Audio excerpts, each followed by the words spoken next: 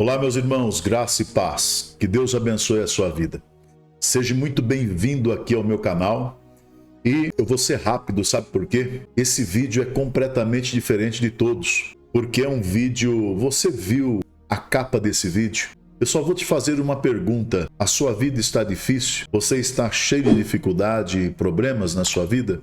Eu venho trazendo um vídeo aqui. E esse vídeo é da Isabela Veloso. E ela tem poucos meses, poucos dias de vida. Vou parar por aqui para você poder assistir, entender e analisar e refletir com a sua vida. E o resto, nós devemos orar a Deus e sempre agradecer a Deus por tudo. É muito forte. Fique até o final desse vídeo. No final desse vídeo, se você precisar de uma renda extra de 100 a 600 reais, eu venho te explicando. Fique até no final desse vídeo, você vai entender e eu tenho certeza que você vai ser abençoado. Aqui tem um botão, seja membro, R$ 4,99 ou R$ 14,99. Não tem fidelidade, você pode descadastrar qualquer momento. Venha nos ajudando, estenda as tuas mãos. Ou então, aqui está a chave Pix. Você pode ser um semeador da boa semente, aquela semente que Deus tocar no teu coração para poder abençoar o meu ministério.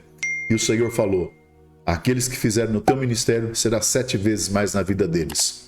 E eu oro nos comprovantes: saúde, multiplicação, prosperidade e livramento. Fique agora com esse vídeo e depois você coloque nos comentários o que você achou e reflita na sua vida o que você acha. Essa moça dá uma lição para mim e para você. Não vou falar mais. Ela tem pouco tempo de vida. Preste bem atenção.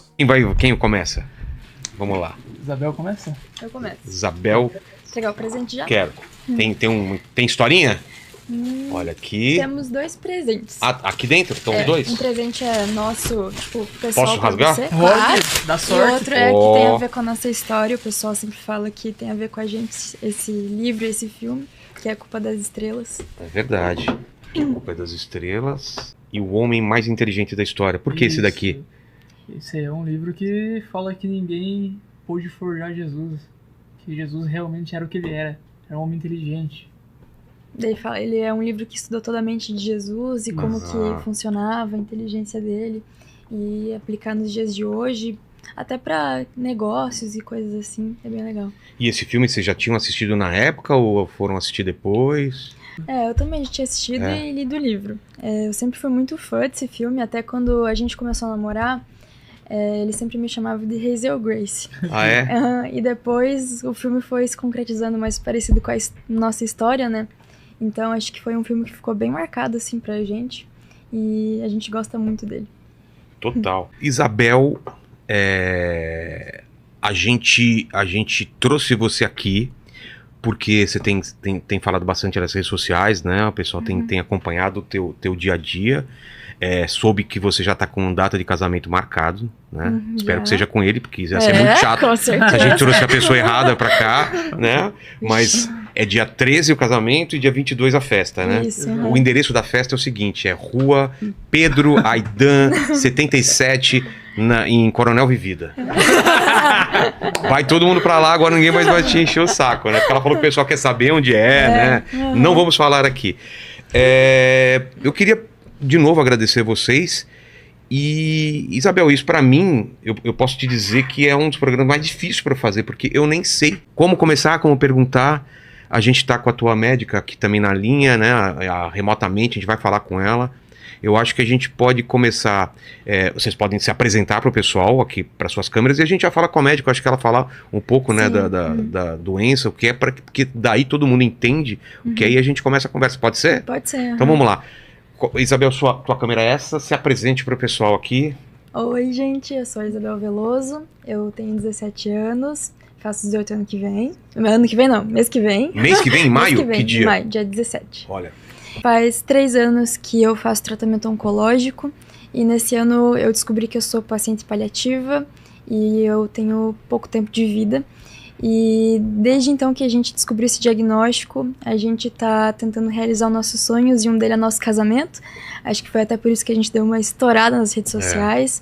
Tá todo mundo sabendo já. Todo mundo falando sobre isso, né? E a gente tá tentando aproveitar a nossa vida ao máximo, no que pode, e queremos realizar muito esse sonho e é um prazer estar aqui com você. Meu nome é Lucas, sou noivo da Isabel, futuro esposo. Eu e Isabel estamos há 7 meses juntos, né, amor? Uhum. Nessa luta. Tá tudo certo aí pra falar com a doutora? Então vamos lá. Vocês podem colocar também o fone aqui pra escutar o que ela tá falando. Se apresente, doutora, também pro pessoal que tá te assistindo agora. Quem é você? Como vocês se conheceram? Como que é? Vamos lá. Oi, tudo bem? Eu sou a Melina, sou original daqui do interior do Paraná mesmo, conheci a Isabel inacreditavelmente no primeiro dia que ela teve sintomas da doença, que ela foi internada para começar a investigar, e, na verdade, entender o que estava acontecendo com ela, fazendo exames que a gente descobriu o tumor e depois foi acompanhada com a oncologista dela, né?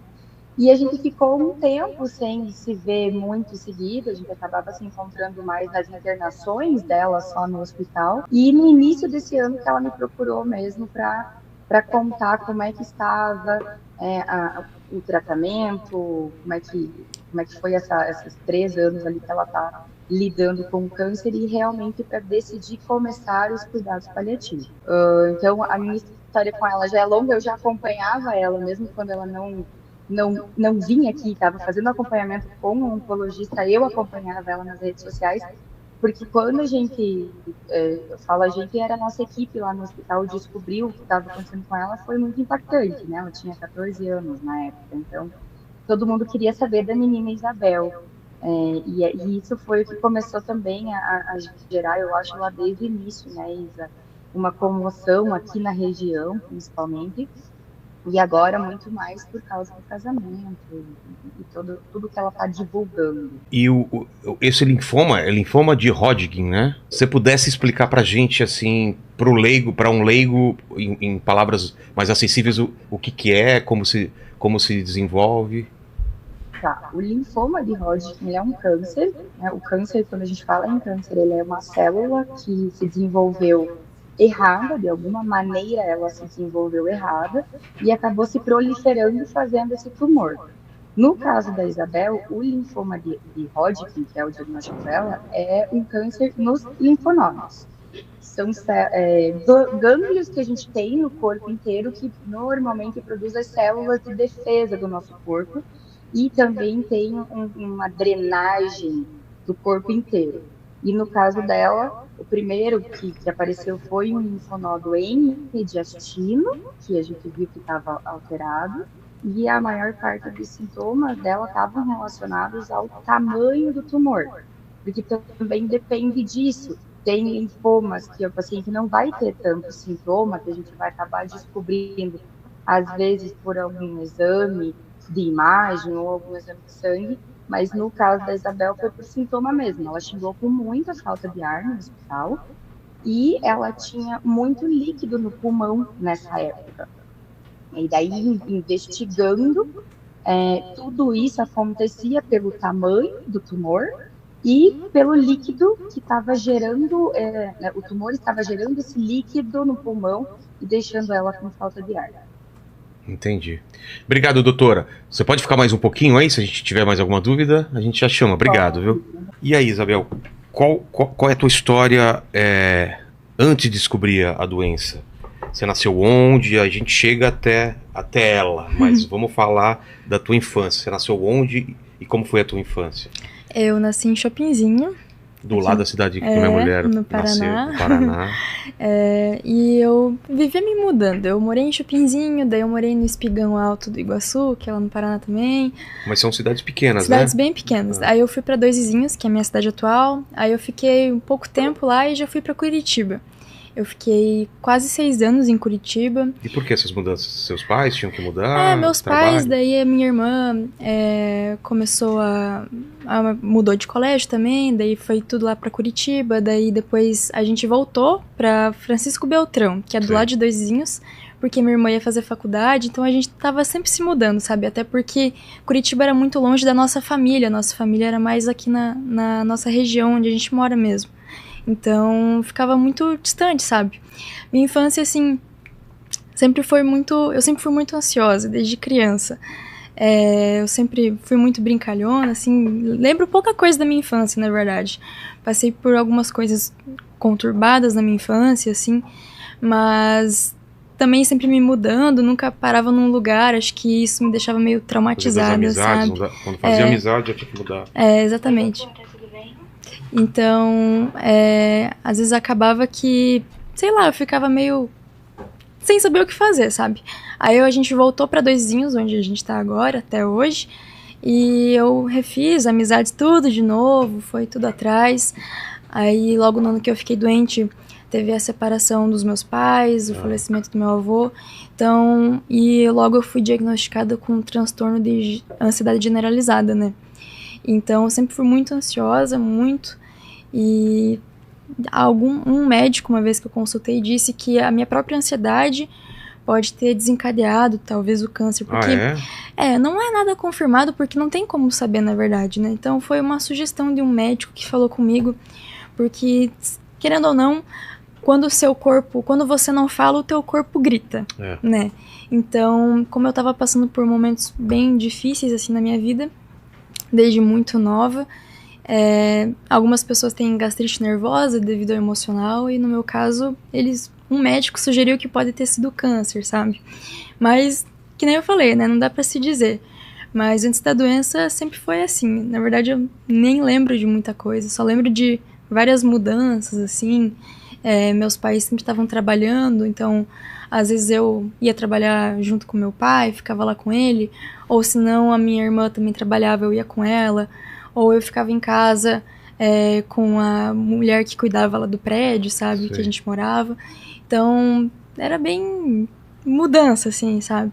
Então acho que por os meus pais sempre estarem trabalhando, enfim, eu na minha infância, por conta disso, teve pouco contato. Não, eu tinha contato com eles, né? Mas tive, assim, um contato limitado por conta do trabalho deles. Então, acho que eu acabei criando minha ansiedade ali, né? Aquela carência.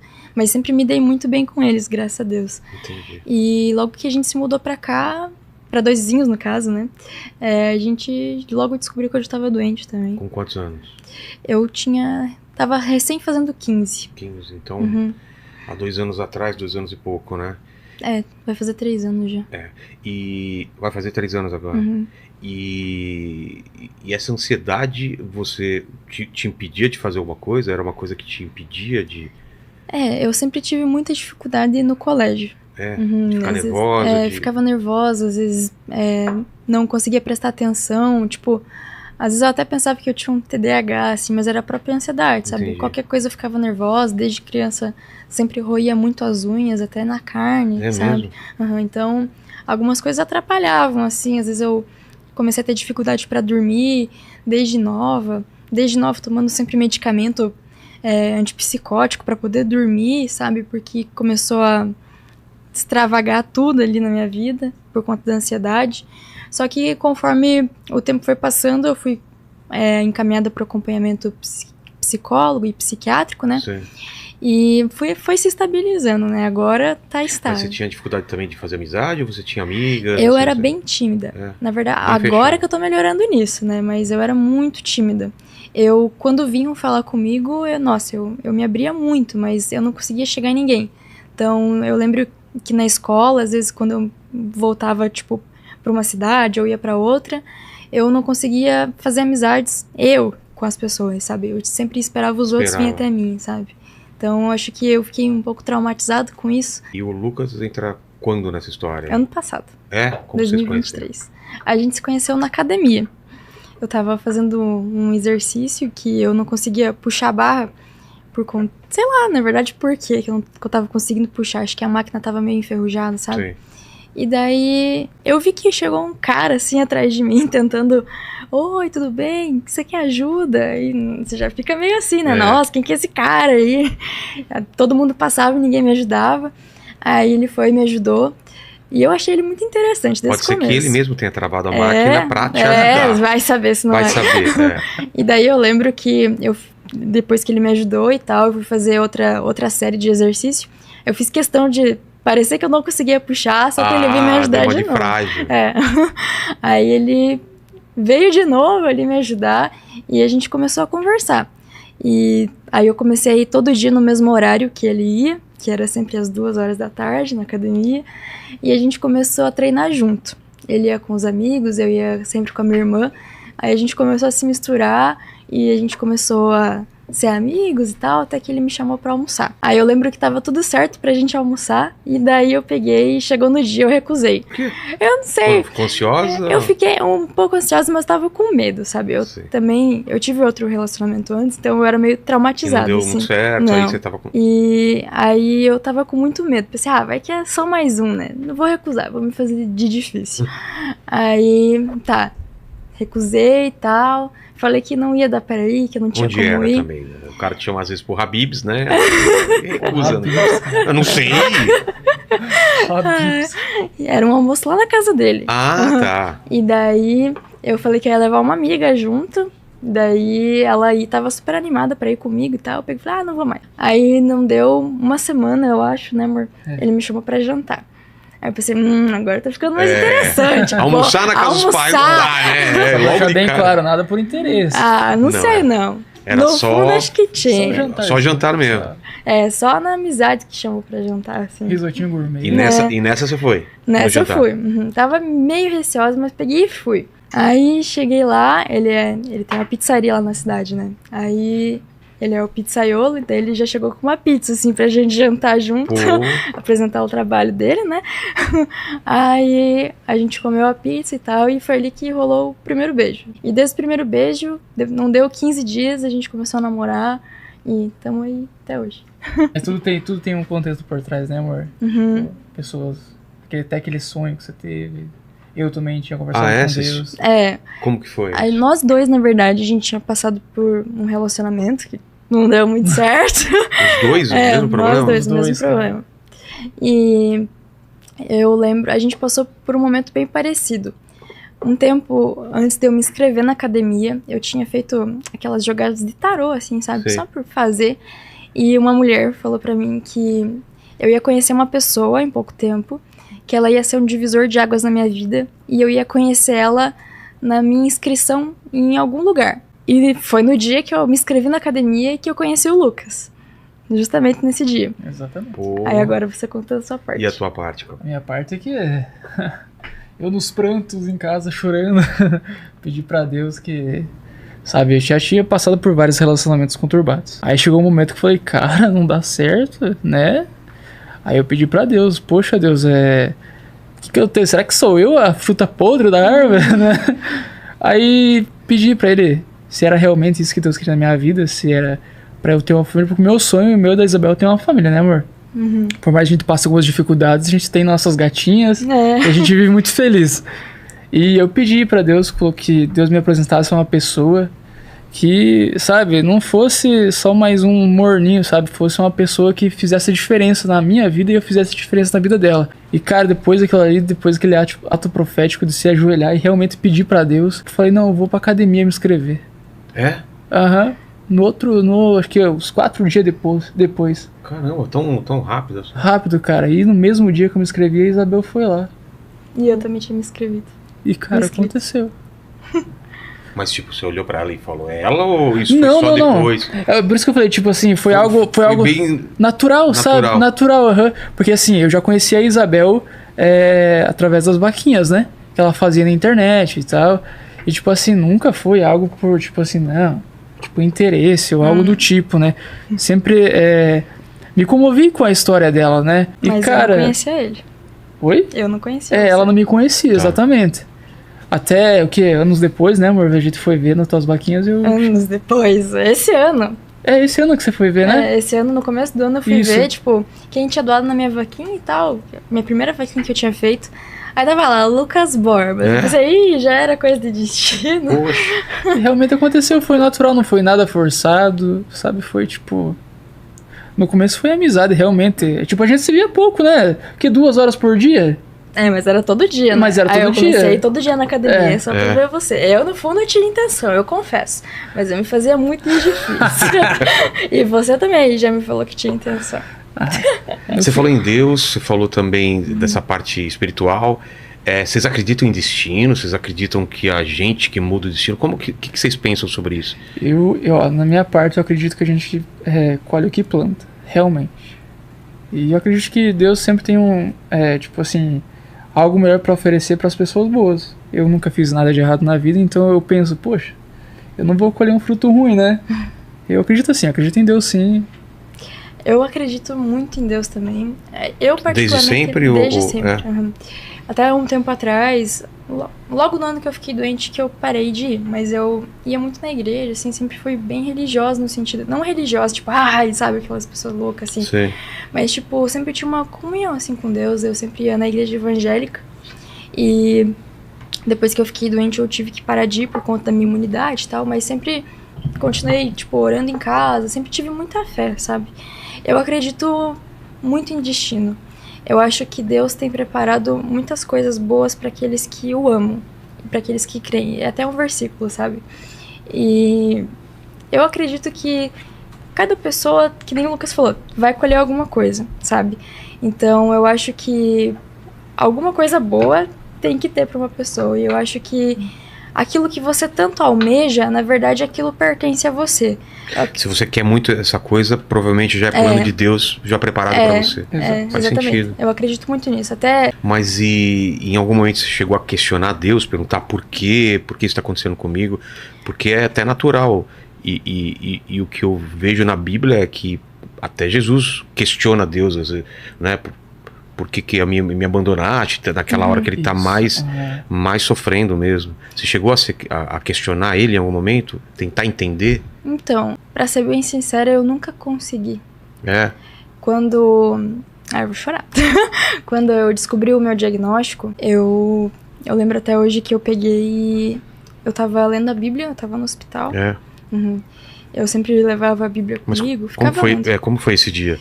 Você tinha feito alguns exames e estava esperando... No dia que a Melina estava presente ali lá no hospital, eu tinha sido encaminhada para fazer um raio-x. Na verdade, eu já tinha passado por 5 médicos. E nenhum deles me diagnosticava certo, sabe? Tipo, era só uma gastrite. Teve um médico que falou pra mim que... Sério? Que exame era coisa de médico novo, que não sabia nada e que eu tinha que tomar um chá porque era só nervosismo. Puxa. E eu já tava doente. E depois uma médica falou que... O mesmo médico, na verdade, desculpa. Eu consultei com ele de novo e ele falou que essas dores que eu sentia era só tomar um chazinho em casa que passava e que eu não tinha que ficar indo consultar. Que era coisa da minha cabeça.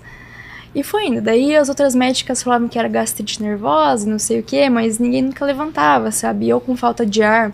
Lembro até hoje que teve uma consulta que eu entrei quase vomitando no consultório, de tanto tossir, porque foi drenado 9,5 litros do meu pulmão. Drenado o que tinha lá dentro? Líquido. Líquido? Líquido. Nossa. Puro líquido.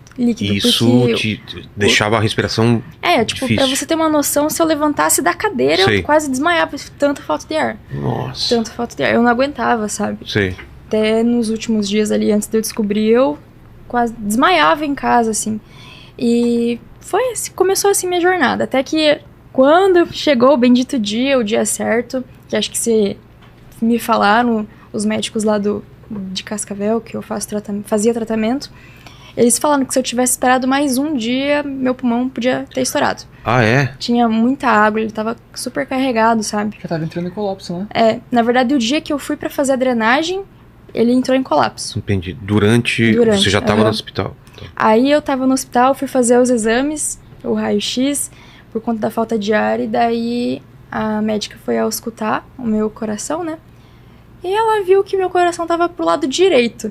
E eu já tinha reparado que ele tava do lado direito. Como assim? Aí ela perguntou, você sempre teve o coração do lado direito? Eu falei, não. Mas eu senti ele do lado direito. E daí ela me mandou fazer tomografia e tudo. Aí, quando veio o resultado do raio-x, quando eu fui fazer o raio-x, no caso, a mulher lá do raio-x perguntou bem assim, você tem problema de pulmão? E me olhou com uma cara apavorada, sabe? Tem alguma coisa. Na hora, assim, me veio, já sabe? Bateu, né? Até porque, nessa hora que ela me falou isso, eu lembrei eu sabia, bateu, assim, que eu realmente estava doente, porque um tempo antes de eu descobrir, acho que, não vou dizer o tempo certo, mas dá pra chutar 15 dias antes de eu ir pro hospital. Eu tava orando e eu perguntei, Deus, por favor, o que que eu tenho, sabe? Me cura. Por que que eu tô sentindo isso, sabe? Tipo, e nunca melhora, sabe? Eu queria uma resposta, assim. Sabe quando passa, até me arrepio, assim, sabe quando passa, assim, uma voz na tua cabeça, tipo uma intuição? Sim, já aconteceu E comigo. eu lembro até hoje que enquanto eu estava orando, passou, você tem câncer. Nossa. Tipo, foi um relance, assim, e eu fiquei... o que eu tô pensando, né? Que bobagem. Aí eu peguei e fui dormir. E daí no dia que eu fiz o raio-x, ela falou isso, eu me liguei, sabe? E eu já fiquei internada. Aí o meu coração tava pro lado direito porque o tumor era imenso, dava E pra ele colocar empurra? Ele empurrou Empurra. tudo, porque ele começou a crescer em volta do meu coração e comprimiu o coração, pulmão e traqueia. Tá. Então tava tudo desviado, sabe? Até Entendi. às vezes você pode perceber que quando eu falo muito, minha voz fica meio rouca. É por causa disso, tipo, ficou uma sequela, sabe? Entendi. E eu perdi parte do meu pulmão também por conta disso. Eu tive que fazer fisioterapia e na época eu ainda peguei Covid pra ajudar. Puxa. E começou assim, sabe? Daí nenhum hospital me aceitava de fora. Nenhum hospital. Até que o hospital de Você tinha Cascavel plano? não tinha. Putz. Eu fui fazer um plano de saúde, mas quando eu falei que eu tinha câncer, Uma né, pré-condição, eles negaram. é. Aí, esse que é o foda, né? Eles só querem quando você tá bem. Quando você não tá bem, a gente... Pô, mas a gente exatamente. faz plano pra ser cuidado, né? Aí eu fui encaminhada, já tive que fazer uma drenagem assim no vivo, que se chama toraxentese. Acho que a Melina pode falar um pouco melhor se falar alguma coisa errada. Tórax... Toraxentese. Tá. Eles colocam uma agulha nas suas costas até chegar na pleura, que é a camada que reveste o pulmão. Só nessa drenagem, Pra drenar. pra drenar a água. Só que eles não podem tirar toda a água de uma vez só, porque Por daí quê? o pulmão pode Ele... colar de uma vez, Entendi. sabe? O meu já tava entrando em colapso. Aí eles tiraram 3,7 litros só nessa vez. Caramba. Isso Só pra foi, abrir um parênteses, foi sem anestesia. Foi Sem... só Por quê? local, assim. no Não local. podia Não, ser... faz acordado mesmo. Só faz Tá. uma local pra colocar agulha. Mas não adianta nada, você Não sente adianta, você tudo. sente, né? Ui, parece que eu vi a minha alma sair e voltar. Você lembrar agora, você sente a dor que tá. Até tem nas minhas costas uma pintinha, assim, que é onde entrou a agulha, sabe? Sei. E daí, isso era tipo numa quarta-feira, eu acho.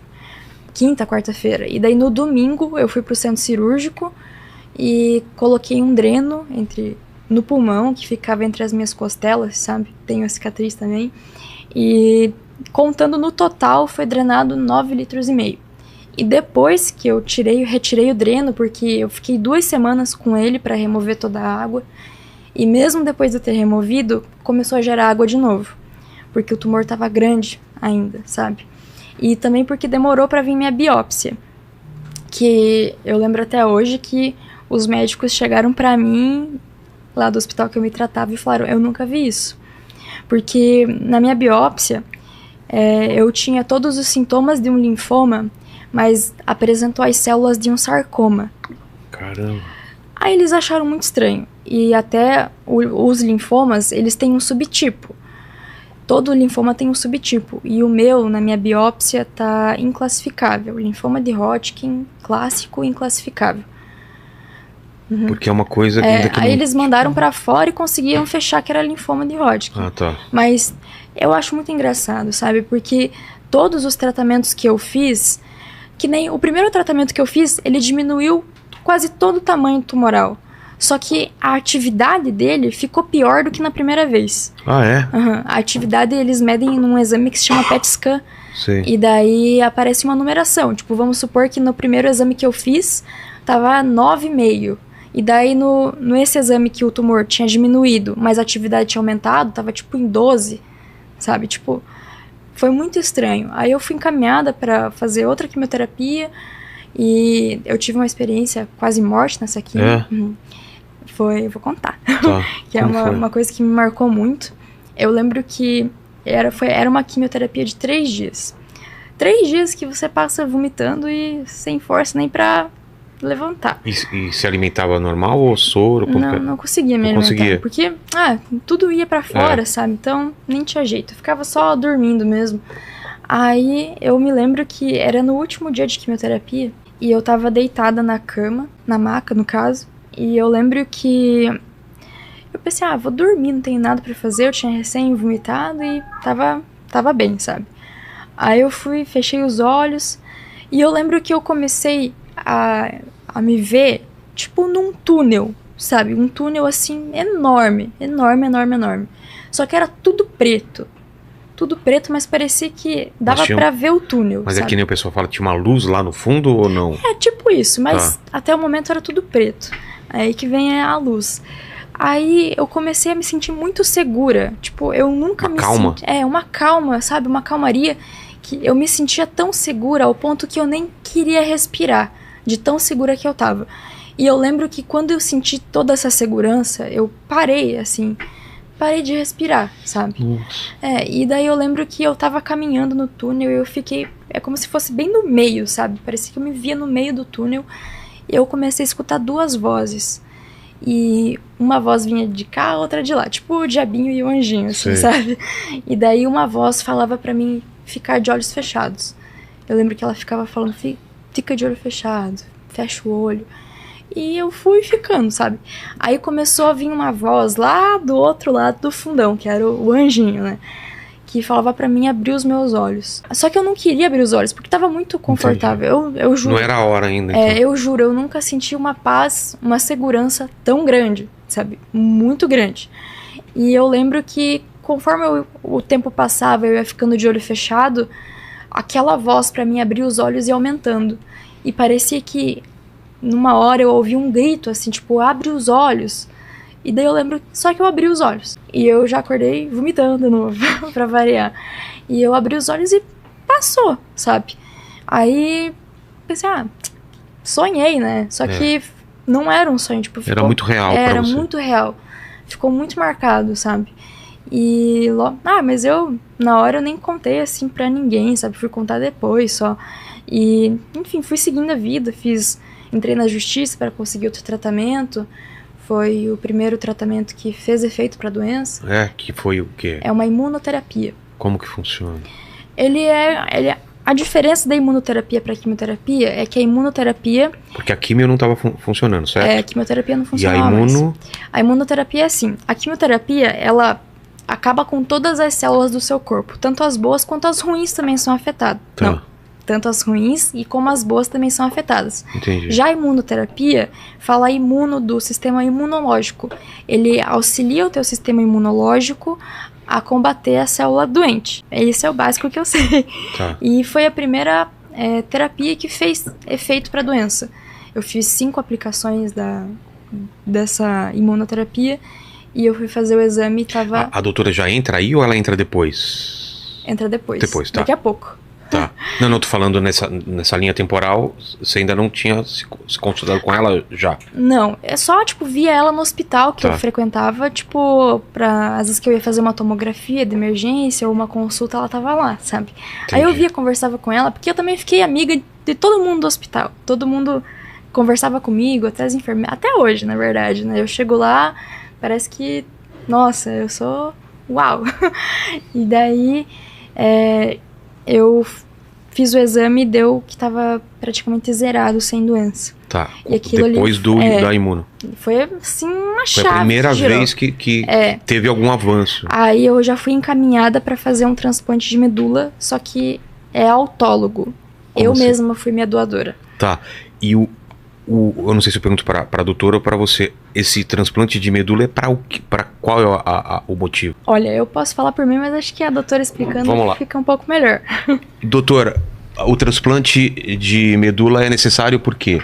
Normalmente, o transplante de medula, nesse caso da Isabel, é realmente porque precisa de um transplante de medula e o autólogo é melhor porque dá menos reações colaterais, né?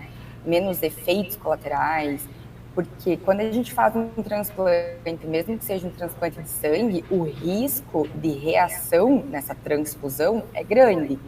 E quando a gente pega a própria célula do corpo do paciente para colocar no corpo do paciente, o risco dessa reação é quase zero, porque é uma coisa que o corpo já está acostumado. Não tem rejeição, né? Potencializar o tratamento, exatamente. Entendi. qual foi a próxima etapa, então? Aí, depois do transplante, eu... E Depois... esse transplante foi tranquilo, assim? Ou ele também dói? Ele é uma coisa... O transplante, na verdade, as pessoas pensam que é uma cirurgia. Não sabe? é? Não, é como se fosse uma transfusão de sangue. Uma Não bolsinha. abre nada? Não, assim? não abre nada. É uma transfusão de sangue. Até a medula óssea que eu coletei foi pela periférico mesmo, pela veia. Tá. Eles colocaram um acesso central, assim, na minha virilha, acordada. Acordada. Assim, nossa. E, nossa, foi horrível. Mas nada bate aquela de drenar o pulmão. Aquilo foi o pior. Aí eles retiraram minha medula, levaram para tratamento e ficou congelada. Aí depois de 15 dias, eles me chamaram, aí eu fiz uma quimioterapia de 6 dias pra, digamos que, matar a medula óssea que eu tinha, pra vir a nova medula, sabe? Como se fosse parar, assim, a fábrica de sangue, pra vir uma nova fábrica, sabe? Renovada. E daí, eles colocam um catéter em você, um acesso, né? Numa veia profunda. E daí eles colocam, como se fosse uma transfusão de sangue, mas é a tua medula óssea, numa bolsinha, assim, desse tamanho. Demora quanto tempo, mais ou menos? Depende, tem pessoas que precisam de várias bolsinhas. Eu precisei de uma só, demorou tipo uns 20 minutos, sabe? Rápido, tá. Ele vai rápido, mas também nem tão rápido, sabe? Meio termo. E aí tá engraçado, porque durante o transplante ele tem tanto conservante que você sente um gosto de milho verde tão forte na boca. Sério? Tipo, é insuportável, tipo, é um gosto muito forte de milho verde. Até o cheiro, assim, de quem tá junto ali parece que é puro milho verde, dá sabe? Um pouco de enjoo isso daí. Dá um pouco de enjoo. E também, na hora, assim, parece que minha respiração ficou ofegante, até porque eu tenho sequelas. Claro, dá reações por conta do conservante, mas é super tranquilo, sabe? É uma transfusão de sangue. Entendi. E aí, beleza. Passou os dias e depois de uma semana, eu fiquei 21 dias internado no transplante. Depois de uma semana que começou a bomba. Teve no transplante de medula, bem no final ali, antes de eu ganhar alta, eu tive que ficar 3 dias na morfina, porque me deu mucosite, que é quando todo esse sistema aqui digestório aqui, ele fica tudo no vivo, cria como se fosse ferida. Só que eu não tinha ferida na boca, eu tinha daqui do pescoço assim até o estômago no vivo, sabe, no vivo. Aí eu não conseguia mais me alimentar por conta disso. Aí eu tive que ganhar bolsas, que é uma bolsa cheia de, como se fosse um alimento. Tá. É cheio de todas as vitaminas que teu corpo precisa. E eu fiquei ali esses 3 dias ali tomando. E aí depois que eu acordei da morfina, eu pedi pra parar, na verdade, porque é tanta morfina na veia que você começa a delirar, sabe? É mesmo? Eu vi a enfermeira falando comigo, sabe? Começava a não distinguir o que era a realidade. E eu acordava assim, assustada, e ninguém tava falando comigo, não tinha ninguém, tava todo mundo dormindo, um silêncio no hospital, sabe? E sei lá. Aí, daí veio que a minha medula pegou, que é quando a nova medula consegue se infiltrar ali onde fica a medula óssea ali, né, no interior dos seus ossos, e daí os seus exames começam a subir, porque baixa tudo, tuas plaquetas, tua imunidade fica quase zerado, você tem que receber transfusão de sangue, de plaquetas, enfim, mas fora essa dor foi tranquilo, assim, sabe, eu tenho os colaterais de quimioterapia, que é enjoo, essas coisas assim, mas fora a dor dava pra se dizer razoável, sabe. Mas eu falo que foi a pior coisa porque eu odeio sentir dor. Acho que eu peguei um trauma muito grande porque eu demorei quase 6 meses pra descobrir que eu tava doente. Eu sabia que eu tava doente, mas eu não tinha nenhum diagnóstico, sabe? Então eu sofri. Você perdeu com 6 meses? Então, tipo, eu tenho certeza que se eu tivesse descoberto no começo, seria tudo diferente. Então, eu passei por muita dor. Eu nem dormia, às vezes, à noite, de tanta dor que eu sentia, sabe? Perto do peito, até do meu estômago doía, eu não me alimentava mais. E eu fui perdendo a força, daí mais a falta de ar, sabe? Pra ser bem sincera, às vezes eu orava pra morrer. Nessa época eu não descobri o que era. Porque eu não aguentava mais, sabe? Aí, depois do transplante, minha medula pegou, ficou a nova medula. Certo. Fiz todas as vacinas de novo que tem que fazer, porque você vira um bebê. Você tem que refazer as vacinas. Você tá suscetível a várias coisas de doenças, essas coisas. Seu sistema imunológico afeta, é isso? Fica como se você fosse um bebê recém-nascido, sabe? Tomar vacina, tomar... Vai Até fazer, gotinha tem que tomar. É mesmo? vai fazer 2 anos do meu transplante de medula, em setembro. Tá. E eu ainda tenho vacina pra tomar. Mas eu fiz várias, e depois do transplante eu fiz mais 16 aplicações daquela imunoterapia pro Sei. câncer não voltar. Nessa época eu já conheci o Lucas. Isso que eles colocaram na tela, o que é? Ali no meu peito é o tumor, aquele amarelo e vermelho ali. Ó. Amarelo e vermelho. É. E daí tá vendo que tem mais uma bolinha que é separada ali, perto do pescoço, era outro tumor que eu tinha. Que eram os linfonodos ali com o câncer, com as células doentes. Que eles incham muito e começam a ficar com células tumorais ali, né? E era gigante, gigante Imagine, mesmo. O tumor dela era do tamanho de uma bola de basquete. Dava pra colocar uma bola, assim, quê? porque na imagem, assim, parece que é menor. Só que o meu peito, ele saltava pra fora, assim, meu tórax. Ficava... Ele era alto, juro, ele era alto assim, muito alto. E eu olhava assim, sabe, eu pensava, o que é isso, entendeu? Será que, sei lá, tô ficando meio deformada? Meu crescimento tá estranho? Que estranho. Porque eu tinha recém feito 15 anos nessa época, Sei. sabe? Então, sei lá. E tem até uma outra foto desse mesmo exame que mostra bem na lateral, assim. E daí, tipo, mostra que ele tava começando a passar a minha coluna, sabe? Tipo, ele era gigante. No laudo, quando eu perguntei pra minha médica lá que eu me tratava, ela falou que era 17 centímetros por 17 por 17. Tipo, era uma bola. Sei. Então, foi bem complicado, sabe? Ele afetava tudo. Por isso que empurrou. Agora, com a imagem, acho que dá pra entender, sabe? Uhum. E eu terminei o tratamento dessa imunoterapia em setembro do ano passado. Não deu 1 mês e meio. 1 mês, dá pra falar. Eu percebi um caroço imenso no meu pescoço. Então, tipo... Você sentia com a mão assim? tipo, dava até pra ver. Ah, era visível. Tipo, era uma... Tipo, visualmente, assim, era um pouco levantado. Parecia Sei. que tava inchado.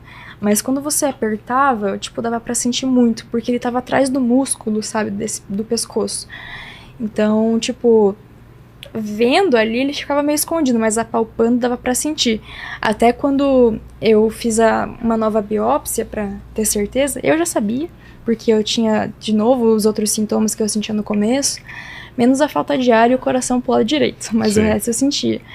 E aí eu já me toquei, eu nem precisava de exame pra saber, sabe? Aí eu fiz uma tomografia, na tomografia mostrou, daí eu fiz aquele exame de PET scan de novo, sabe? E vi o resultado. Fui na consulta sabendo que ia dar merda ali, Sim. sabe? E antes de eu terminar o tratamento, eu tinha comentado com o Lucas e com a minha família que se o meu câncer voltasse, um dia eu não queria mais fazer nada.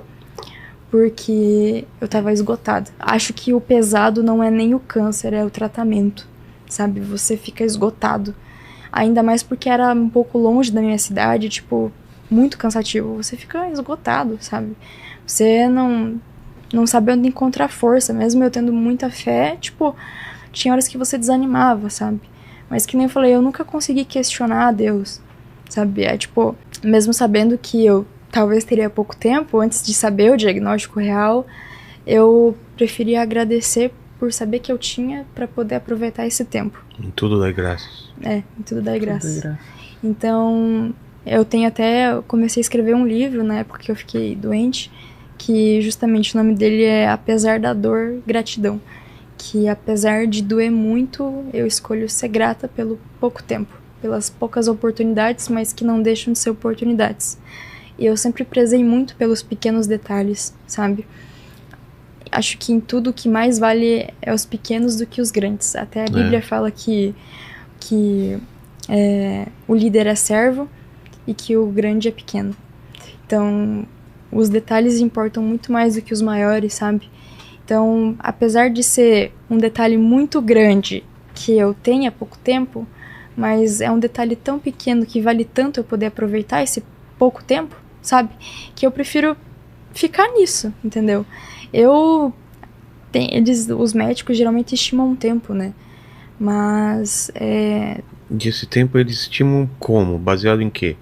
daí é com a Melina. Na experiência que... Isso o que é? O laudo? É o laudo do meu cuidados paliativos, que teve uma galera aí que tava duvidando no meu Instagram, pediram que eu tinha que provar porque era uma mentirosa, até ameaça, assim, eu recebi. Falaram que até a doença dela veio da Shopee.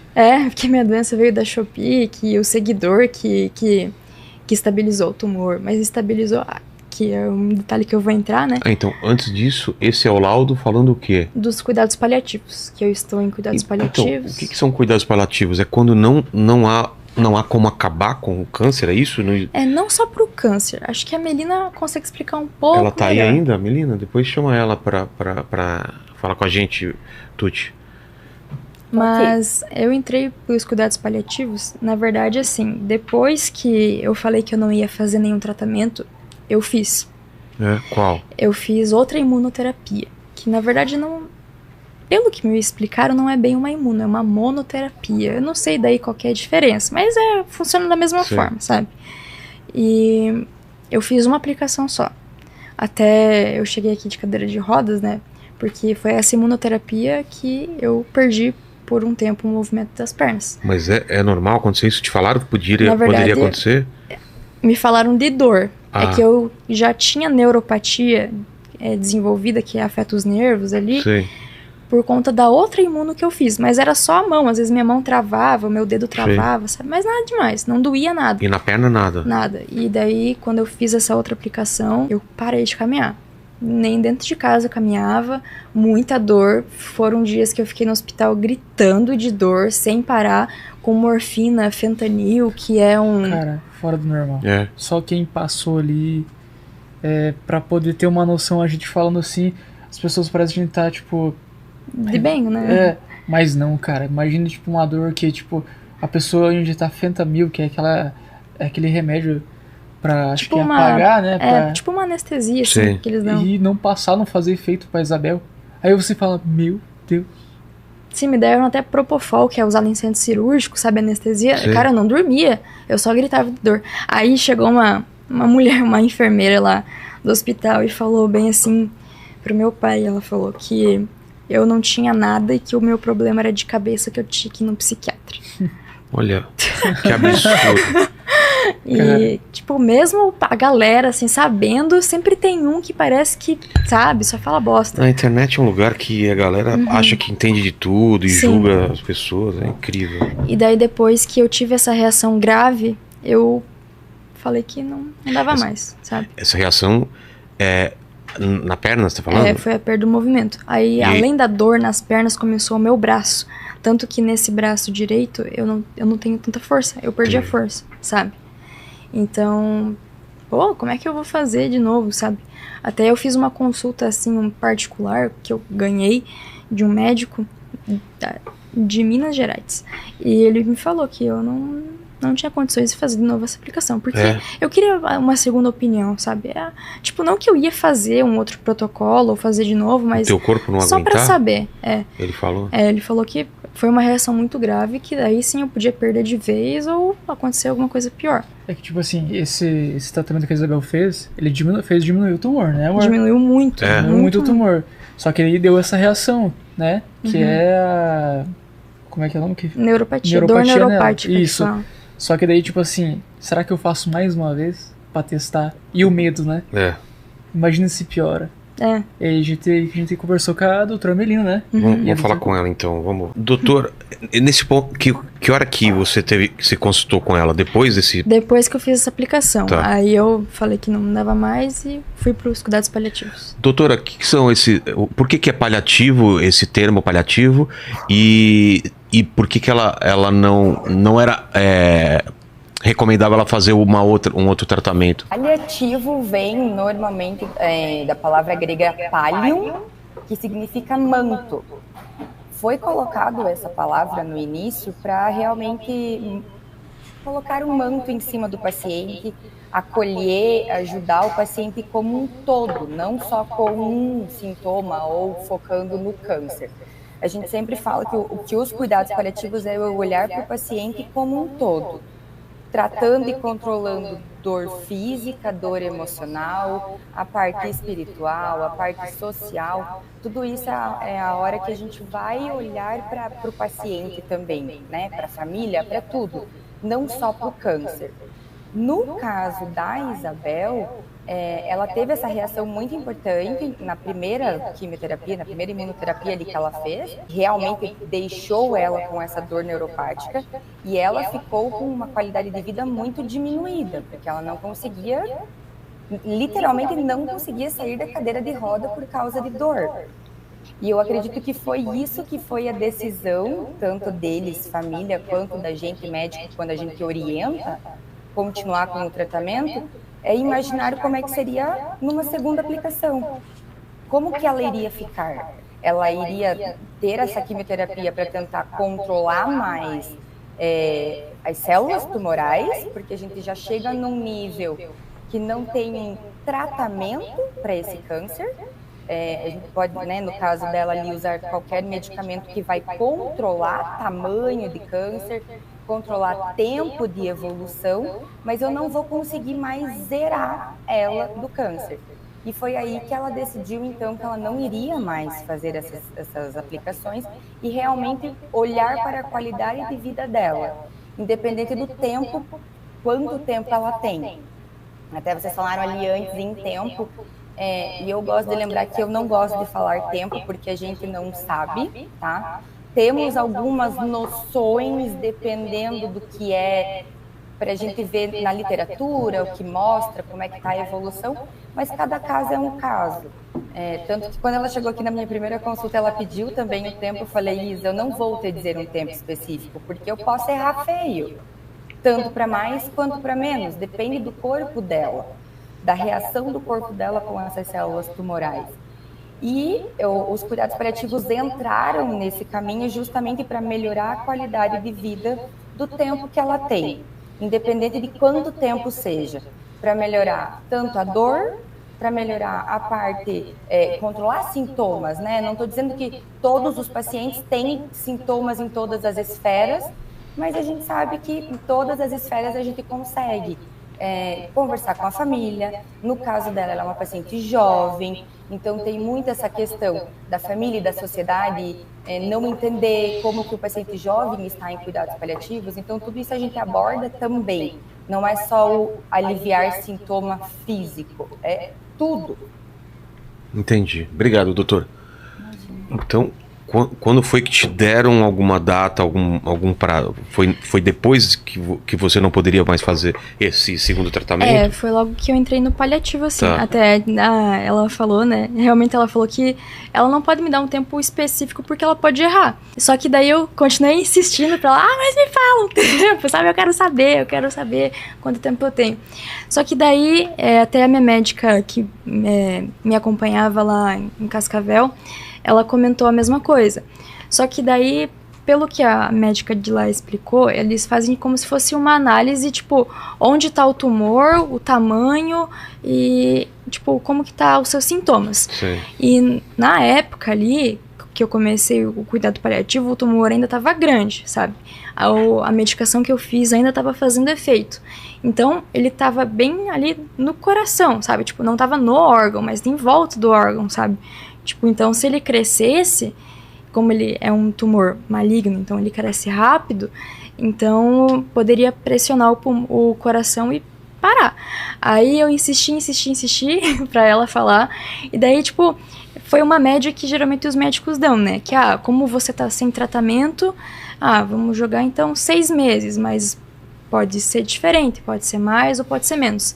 Aí a minha hematologista, que eu consultava em Cascavel, eu conversei com ela também em relação a tempo e insisti também porque eu queria saber, sabe? Porque como paciente é muito estranho você saber que você não faz mais nada de tratamento além para aliviar a dor e a qualquer momento você pode ir, sabe? Então, tipo, me deixaria muito mais tranquila ter uma base para mim aproveitar esse tempo. Eu também pensaria da mesma forma, quero ter pelo menos pode ser para mais ou para menos, mas eu tenho que ter uma ideia, só chuta.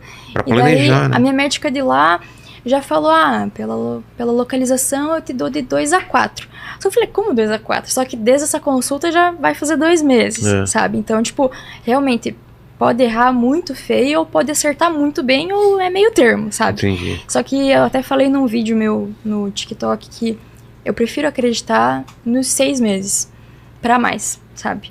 Porque, cara, como é que você lida sabendo que você, tem 2 meses? Cara, em 2 meses não daria nem pra me casar, entendeu? Verdade. Então, tipo, eu tô bem agora, que daí, que é o que eu ia falar. Essa aplicação dessa imunoterapia que eu fiz, por mais que foi muito ruim, né, e não fiz mais ela, eu tive um bom, assim, prognóstico, né, o tumor diminuiu muito, muito mesmo, então ele se encontra, tipo, estável. Só que daí eu comentei com o pessoal ali dos meus seguidores e já começaram a me descer o pau, assim, uma galera, tipo, então ela tá mentindo, porque como que tá estável se é terminal e não sei o que. Só que, tipo, estável no sentido tá estabilizado o meu momento de saúde, assim, tipo, o tamanho que ele tá não vai ser tão agressivo quanto se ele tivesse grande. Eu até conversei com a doutora, tipo, a questão dele ter metástase não muda nada tamanho, sabe? Pode ser grande ou pequeno, pode ocorrer. Só que, obviamente, se ele for pequeno, ele não vai comprimir o meu coração como se ele fosse grande. Então, tipo, você vendo isso que tá acontecendo, e, cara, em vez da galera ficar feliz, sabe? Tipo, eles descem além em você. Entendeu? Tipo, eu tenho laudo, tipo, aí falam que eu não tenho foto com família, com ninguém. Tipo, meu Instagram, se você olhar, é só foto com minha família, tipo, nos destaques, sabe? Tipo, a galera só não tem o que fazer mesmo. E, tipo, você saber que você tem pouco tempo, tipo, são 6 meses. Você não vai perder tempo com esse pessoal, né? Chutando 6 meses. Só que são 6 meses. 6 meses passa assim, já faz 2 meses, vai fazer que eu entrei nos cuidados paliativos. Então, tipo, você já fica, puta que pariu, sabe? Tipo, o que eu vou fazer? Você não sabe nem por onde começar. Aí, mais lidar com a galera, tipo, eu tive que postar laudo, sabe? Porque eu sei que eu não tenho que provar nada pra ninguém. Só que é tão chato você ter uma terminal, sei lá, incurável, e lidar com toda a pressão e ainda ter que ver gente falando que você tá mentindo, sabe? Tipo, mas nem olha pra essas coisas, nem vale a pena. Sim, e pra parar de me encher o saco, eu peguei e postei o laudo, sabe? Porque, apesar de eu realmente não ter que provar nada e só ter que aproveitar os meus momentos bons, cara, chega uma hora que você fica meio cansado, sabe? Né? É muito desgastante. Aí eu peguei e postei e ninguém mais encheu o saco. Só que, tipo assim, questão de tempo, tipo, eu fico muito feliz que o tumor tá pequeno, porque pode ser que o tempo aumente um pouco. Vai mudar. Eu sei que como eu não tô fazendo tratamento pra doença, eu tenho certeza absoluta que eu não passo de anos. É questão de meses, sabe? Porque a doença, ela vai muito rápido, ele cresce muito rápido. Então, tipo, o que me resta é aproveitar, sabe? Só isso que eu tenho em mente, sabe? Eu quero fazer coisa que eu nunca tinha ideia de querer fazer, sabe? Até eu e o Lucas, a gente assistiu um filme esses dias que era justamente de um cara que tinha câncer e o amigo dele também tinha. E daí eles começaram a fazer uma lista, assim, de coisas que eles queriam fazer. Que eles não tinham feito, queriam fazer. E daí, tipo, era só loucuragem, sabe? E daí, tipo, eles pegaram e foram saltar fazer. de paraquedas. Exatamente, eles fizeram isso. Inclusive, no caminho de vir pra cá, eu tava falando disso, que eu queria saltar de paraquedas. E daí, ele se caga de medo, mas eu vou levar junto. Eu vou saltar agora há pouco aí. Se quiser ir com a gente aí, a gente tá combinando de saltar aí. Então vamos. Que mais que você colocou nessa lista? Eu coloquei a lista de ir pra... Eu queria muito viajar fora do país. Um sonho meu do Lucas era ir pras Maldivas. Poxa. Ou, tipo, num lugar, assim, único, sabe? Tipo, um lugar perfeito, assim, pra você...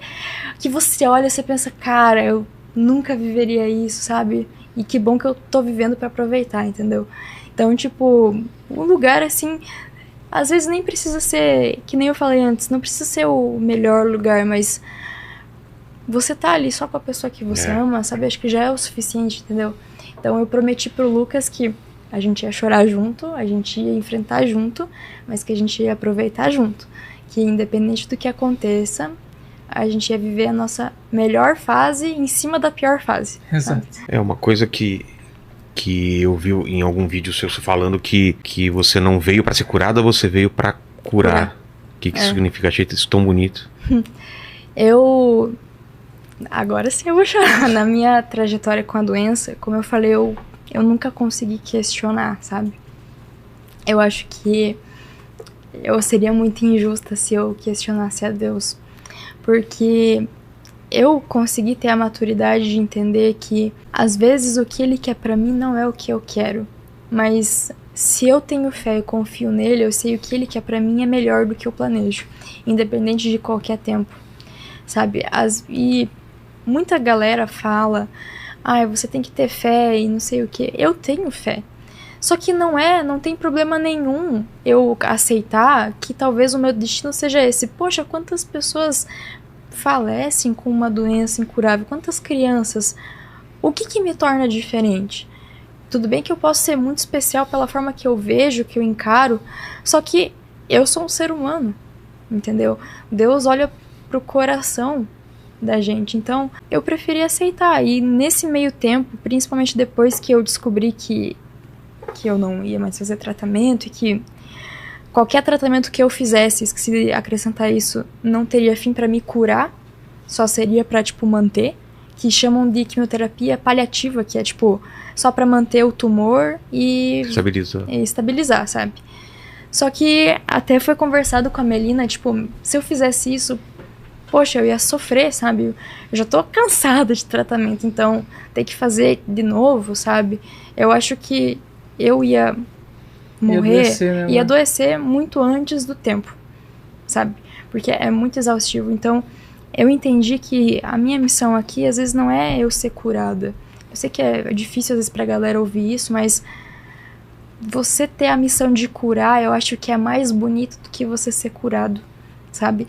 E eu não falo isso só, de curar o Lucas com alguma coisa que eu possa ensinar ele, curar ele de algum trauma que ele viveu em relacionamento e mostrar que às vezes o amor existe, coisa que ele estava desacreditado, e eu também.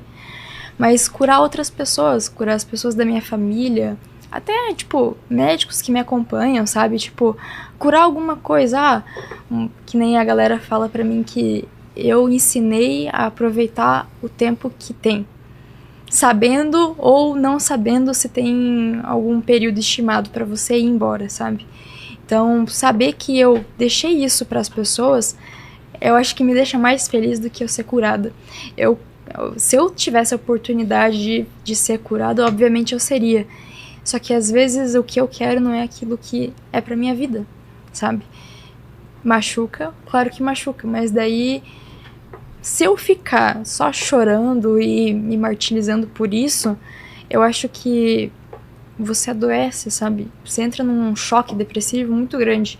Então, apesar de doer, eu escolho a gratidão, assim, de poder aproveitar, sabe? Só aproveitar e sorrir. Claro que não é todo tempo que eu sorrio, a galera também me julga muito, porque como que ela tem uma doença terminal se ela tá sorrindo? Nossa. Como que ela tá comendo se ela tem uma doença terminal, só que não é assim, cara, sabe, eu tô estável, então, claro que vai chegar um tempo que eu vou estar num estado horrível, sabe, e que eu espero não sentir dor, então eu confio na Melina pra isso, eu só falei, não me deixe sentir dor, e então, o que vier pra mim, veio, sabe, e acho que é isso, entendeu, eu só quero aproveitar e sorrir enquanto eu posso, porque eu sei que vai chegar um tempo que eu não vou sorrir. E eu até falei num post meu que eu já sinto saudade desse tempo. Eu nem me fui, mas eu sinto saudade de coisas que eu sei que eu nunca mais vou viver, sabe? Eu nunca mais vou estar num primeiro encontro com o Lucas, nunca mais vou estar com os meus amigos, com a minha família, como se fosse a primeira vez, eu nunca mais vou tá na primeira festa, assim, nos 15 anos com os meus amigos, entendeu? Eu nunca mais vou ter um momento casada com o Lucas, ou vou ter num momento assim, entendeu? Então, o que me resta é saber... Viver o agora. É viver o agora, entendeu? Claro que no off, atrás de câmera, eu choro muito, Porque ninguém é forte o tempo inteiro. E eu acho que na verdade quando você demonstra a tua maior fraqueza, é aí sim que você é forte, sabe? Porque eu até falei que uma vez pra minha família, que mesmo se eu desistisse, mesmo se o câncer às vezes me vencesse, eu continuaria vencendo, porque a minha vontade sempre foi vencer. Então só de eu ter vontade de vencer já me faz uma vencedora, sabe? Mesmo que eu não atingir esse estado de vencer. Só o fato de eu conseguir encarar isso já me faz corajosa, sabe? Então eu levo isso pra minha vida, sabe? Então eu só quero curar. Não tem problema se eu não ser curada. Eu não penso mais em mim agora, sabe? Porque o que eu penso em mim é aproveitar. Mas eu quero fazer que eles vão ficar. Eu vou ir. Eles nunca mais. Eles que vão sentir a dor, no caso, né? Eu não vou sentir nada. Só vou estar talvez olhando eles ali, entendeu? Mas são eles que vão sentir. Então, o que eu puder fazer pra curar uma ferida e fazer que se torne inesquecível pra eles e deixar uma marca, eu vou fazer, sabe? É isso que eu aprendi. Foi difícil, tive que amadurecer muito desde muito nova, na marra, abrir mão de coisas que eu poderia ter vivido, via meus amigos vivendo e eu não, via eles saindo e eu numa cadeira de rodas, porque chegou uma parte do meu tratamento que era muita quimioterapia, então eu fiquei fraca.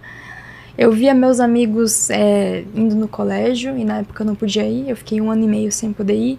Então eu via, às vezes, que nem pra mulher, pelo menos isso é muito importante, eu via minhas amigas com cabelo, e eu não tinha. Eu via minhas amigas fazendo a sobrancelha, e eu também não tinha. Eu via minhas amigas ou amigos, assim, colocando uma roupa que ficasse super legal no corpo e que valorizasse, coisa que eu não tinha, porque eu emagreci 11 quilos, então eu era uma vareta. Então, tipo, tudo afeta, sabe? Então, doeu muito. E eu apesar de ser a pior dor da minha vida, do fundo do meu coração, eu agradeço muito por ter passado por tudo isso. Apesar do câncer ter sido a pior coisa, ao mesmo tempo ele foi a melhor. No sentido de eu não seria quem eu sou hoje se não fosse ele. Eu não saberia aproveitar a minha vida se não fosse ele. Porque antes eu não dava valor para quando eu tinha um pulmão, os 2 pulmões funcionando 100%. Eu não dava valor pro respirar, eu não acordava dando bom dia para Jesus, sabe? Eu não tomava, tipo, um café da tarde com a minha família sem dar valor algum para aquele momento, sabe? Ou eu tenho certeza que eu não viveria da melhor forma com o Lucas se eu não soubesse o que é aproveitar de verdade enquanto é ter tempo, sabe? Então, eu sou muito grata. Que é daí o que eu falei antes, né? Apesar da dor, gratidão. Tem 2 coisas que você falou aí que eu queria saber de você, né? Porque a morte é uma coisa que dá medo pra todo mundo, né? E você teve que enfrentar essa ideia. E o que virou isso pra você? Virou um incentivo de viver cada momento? Ou você pensa ainda nisso? Como que é? Questão da morte? Olha... eu falo porque pra mim é muito complicado. Você tem família, você tem filhos, você fica pensando, né? O que vai acontecer? Eu não sei se eu tenho medo de morrer em si. É do que fica, né? É do que fica. Eu tenho medo de deixar as pessoas que eu amo, mas eu tenho muito medo de morrer sozinho. Eu sei que isso não vai acontecer, mas é o meu medo. Eu não sei se eu tenho medo da morte, porque quando eu tava gritando no hospital de dor, a única coisa que eu pedia pro Lucas era pra ele me deixar ir embora, porque eu não aguentava mais sentir tanta dor, sabe? Então, eu sei que quando chegar a minha hora, eu sei que eu não vou ter medo, sabe? Porque acho que vai ser a minha hora. Eu acho que quando você chega num estado, assim, que não dá mais, você fica muito cansado, sabe? Então, tipo, a única coisa que você espera é realmente chegar a tua hora. É difícil saber, tipo, lidar às vezes com isso, dar uma crise, assim, tipo, ainda mais pela tua idade, né? Eu tinha recém começado a faculdade quando eu descobri esse novo diagnóstico. Eu fui um dia só na faculdade. Então, tipo, o que eu vivi, sabe? Eu não vivi nada. Nada. Eu nunca tive uma... Eu tive uma infância, sim, até pra se dizer. Mas eu não tive uma adolescência normal. Eu não tive a parte de jovem, adulta, normal, sabe? Não vivi nada. Até quando eu comecei a trabalhar e veio o diagnóstico, eu fui demitida. Porque eles não queriam alguém com câncer terminal na empresa. que não ia dar lucro, né? Então, tipo, porra, você se sente assim, capacitado pra tudo. Só que você vê que tem gente que te apoia, que te ama, isso te dá uma força muito grande. Então, às vezes, aquele medo, assim, passa, sabe? Porque eu sei que o Lucas jamais vai me deixar morrer sozinho. Isso me conforta, só que eu sei que ele vai ficar. E isso que me dá medo, sabe? E a decisão de compartilhar isso nas redes foi quando? Foi logo que você teve o diagnóstico ou não? Então, eu sempre tive o costume de, principalmente no TikTok, de, assim, desabafar, sabe? Eu usava aquela rede como se fosse uma fonte de escape. E uma terapia. É, uma terapia. Postava, às vezes, brincando com a situação, coisa que tem um monte de vídeo, eu sou bem aberta, tipo, sempre fui bem brincalhona. Apesar, algumas coisas machucam, mas quem, tipo, tá comigo, assim, quem conversa comigo, dou total liberdade, sabe? Até no caminho pra cá a gente veio brincando, sabe? Falando cada coisa que... Mas, tipo, sei lá, sabe? É complicado, assim. Na verdade, eu nem sei muito o que dizer, sabe? Porque... eu acho que no teu caso foi bom de você ver que você não tá sozinha, né? De várias pessoas que podem estar passando algo pior ou parecido, ou um pouco mais leve, mas de ter uma força extra, né? Pra continuar. Eu acho que esse é o papel, eu acho, que você tem, né? E claro... Viver intensamente. A decisão de casar, como que foi? Porque é rápido, né? E Foi rápido. vocês estão juntos há quanto tempo? Tá 7 meses juntos. E pra você, a decisão de casar, você que falou pra ela, foi uma decisão de dois? Assim, quando a gente começou a namorar, né? Amor, a gente sempre falou que não seria algo normal na nossa vida. A intenção de namorar sempre foi em ter uma família e casar. E no começo já, né, amor? A gente já guardava nosso dinheirinho. Eu lembro que quando a gente começou a namorar, eu falei pro Lucas, ó, se você quer namorar comigo, então eu quero namorar pra casar. Então, olha onde você tá se metendo. Ele foi falou bem a mesma claro coisa pra mim. Ah, é? Então foi algo dos dois, assim. Continua. Aí a gente guardava nosso dinheiro, né? Até a gente fez umas caixinhas pra padrinhos e madrinhas, né? E nisso, felizes da vida, né, amor? Isso era 3 meses no namoro, sabe? 3 meses no namoro. Aí veio o diagnóstico da Isabel, né? E aí a gente teve que cortar alguns gastos, né? E deixou meio que, tipo, aquele sonho, tipo, esfriar, sabe? Mas nunca apagou. Aí, quando a Isabel recebeu o diagnóstico que o câncer dela era incurável, né? Aí eu falei, cara, tem que fazer alguma coisa. Aí a prima dela, a Mayara, até agradeço a Mayara, a gente tomou a decisão de fazer uma vaquinha na internet. Com o intuito de arrecadar um dinheiro pra nós casar, né, amor?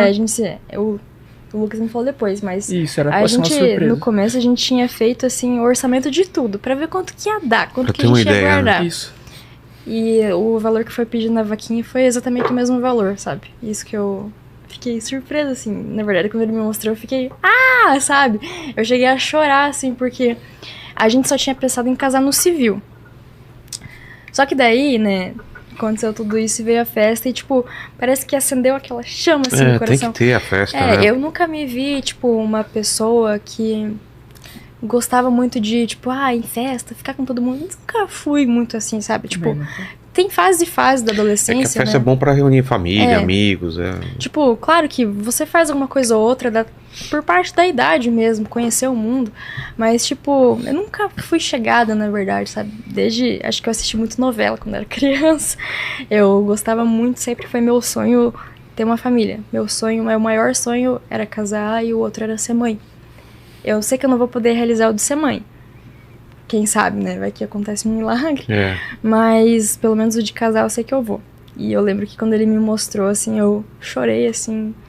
Falei, meu Deus, sabe? Eu vou casar. Pois é. E, cara, tipo assim, foi algo que, tipo, através da vaquinha, né, amor? Que repercutiu disso aí, né? Eu, na verdade, como eu usava o TikTok como fonte de escape, e eu também tinha o costume de fazer alguns textos no Instagram, sempre que acontecia... E qualquer coisa, assim, da doença, eu nem tinha seguidor, mas fazia, sabe, pra me entreter um pouco. E quando eu postei que ele tinha voltado e que era incurável, cara, estourou, assim, deu uma estourada. Aí quando foi postada a vaquinha, aí sim. E daí chegou aqui, né? Mas, Entendi. tipo, estourado. E aí, tipo, era pra ser um casamento, tipo assim, Simples. simples. Tá sendo algo que, cara, É gigante. é imensurável, tão gigante que vai ser, sabe? Muita gente que se propôs a ajudar, É. sabe? Sim. Uhum. Que nem... Tem mais fornecedor que convidado, né? Que nem a gente falou A antes. gente falou, tem mais fornecedor que convidado. Que Tem uma bom, ideia. que bom. Muito bem, meus irmãos, vocês assistiram. E eu quero deixar aqui os créditos ao canal Inteligência Limitada. É bênção de Deus esse canal. Entre lá, se inscreva, ative o sininho também de notificação. É uma bênção de Deus. Tem um conteúdo muito bom, tá bom? E o que você achou? O que você entendeu desse vídeo para a sua vida? Deixa aqui nos comentários, deixa o teu like, deixa o teu joia, deixa até mesmo a sua opinião, que vai ser muito importante, não custa nada você deixar o teu joia. Agora você vai ficar com um vídeo como que você consegue aí uma renda complementar no seu orçamento de 100 a 600 reais, tá bom? Me siga no Instagram, Olavo Amaral, e aqui também tem o botão Seja Membro do canal, R$ 4,99 ou R$ 14,99, não tem fidelidade. Você pode se descadastrar a hora que você sentir no seu coração, tá bom? Que Deus te abençoe, fiquem todos na mais perfeita e gloriosa paz do Senhor e Salvador Jesus Cristo. Olá, meus irmãos.